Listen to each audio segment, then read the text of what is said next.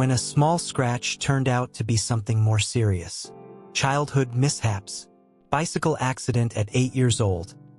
I fell off my bike on wet gravel, thinking I just got a minor scrape on my knee.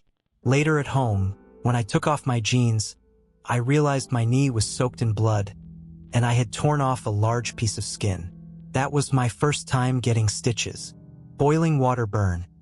As a child, I pulled a tablecloth and accidentally spilled freshly boiled water from a kettle onto myself. Instead of crying, I proudly showed my burned skin to the medic, saying, "I did this." Now, 30 years later, I still have scars, but I'm definitely not as hardcore as I thought back then. Climbing a tree. While visiting relatives in West Virginia, I was playing with other kids and scratched my arm. I ran inside crying, and my mom put a tiny band-aid on it. As I turned to leave, she suddenly screamed. I looked back and saw a trail of blood following me. I hadn't even noticed. Sports and adventures gone wrong. Baseball accident. I messed up a pitch and accidentally hit a guy in the jaw. He spit out some blood, gave me a fierce glare, then calmly ran to first base as if nothing had happened. It was both terrifying and impressive. Ice skating injury. I broke my arm at an ice rink but continued skating for another hour. Later, I hung out with my boyfriend at a playground. I only went to the hospital the next day. Mountain biking crash. I crashed my mountain bike and rolled onto the road, barely avoiding a car. I quickly got up, thanked the driver for not hitting me, and kept riding. When I rejoined my group, one of them asked, "What happened to you?" I brushed it off, saying, "Just a couple of scratches." Then I looked down and realized that half my leg was missing skin. Basically a severe road rash. Adrenaline had completely masked the pain. Work-related injuries. The butcher's cut. I was a butcher, working through a hangover. I sharpened my knife, since they were always dull, and immediately cut my finger. I ignored it, finished my shift, and only when I got home did I realize the cut was so deep that I could see the bone. To this day, I have no feeling in the tip of that finger. Collapsed lung at work. While bartending, I suddenly felt a sharp pain in my back and shoulders.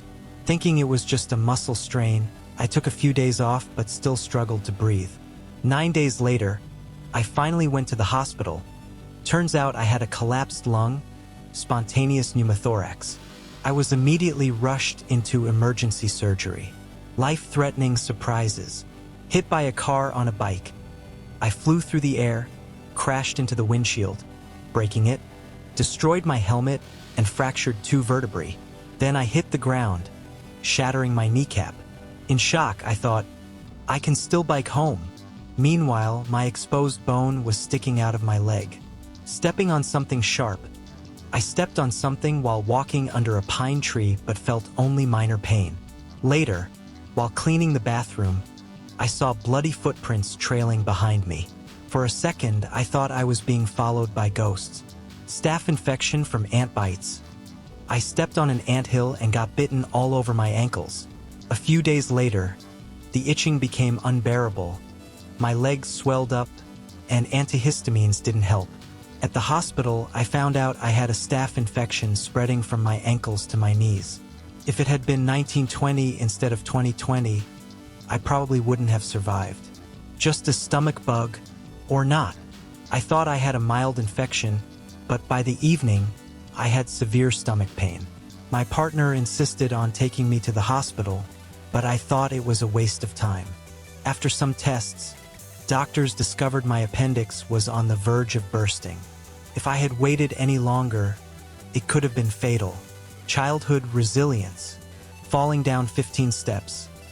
My younger sister once fell down an entire flight of stairs at our grandmother's house. She just got up, giggled, and ran to get some snacks. TV falling on her. Another time, she pulled down a heavy early 2000s TV on herself. My mom nearly had a heart attack, but when we lifted it off her, she just asked for ice. Not to soothe the pain, but to eat. She's still a champion. Funny yet painful incidents. Crushed fingers in a door. As a kid, I had a habit of grabbing door frames when walking through doors, regardless of whether it was the hinge side or the latch side. One day, the door closed on my fingers, leaving a deep purple dent. My mom freaked out, but I bravely said, "Don't worry, Mommy. It will heal." It did, but it hurt for weeks. Broken coccyx. Without knowing it, I fractured my tailbone and didn't realize it for 6 months. Rib injury at work. I slipped on stairs and hurt my ribs. I went to radiology, checked my x-ray, and confidently said, "No fractures." Then I walked into trauma care, grabbed some elastic bandages, wrapped myself up, and returned to work, just asking my boss not to make me laugh. Laughing through the pain. Getting hit by a car again in 10th grade. I got hit by a car, lost consciousness for a moment, and hit the ground.